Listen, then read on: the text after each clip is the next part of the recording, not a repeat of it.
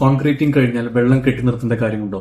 Concrete curing എന്ന് പറഞ്ഞു കഴിഞ്ഞാൽ അതിന്റെ മുകളിൽ വെള്ളം കെട്ടി നിർത്തുന്ന ഒരു രീതിയെ പറയുന്നതല്ല, മറിച്ച് കോൺക്രീറ്റിംഗിന്റെ സമയത്ത് നമ്മൾ അതിൽ ആഡ് ചെയ്യുന്ന വെള്ളം നഷ്ടപ്പെടാതെ നോക്കുന്ന ഒരു രീതിയെയാണ് കോൺക്രീറ്റ് ക്യൂറിംഗ് എന്ന് പറയുക. കോൺക്രീറ്റ് ക്യൂറിംഗ് പ്രധാനമായും 3 ടൈപ്പാണുള്ളത്. ഒന്ന് water curing, second membrane curing, third one steam curing.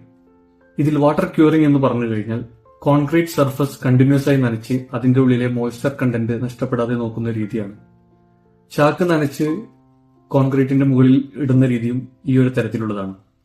അടുത്തതായി മെംബ്രെയിൻ ക്യൂറിംഗ്.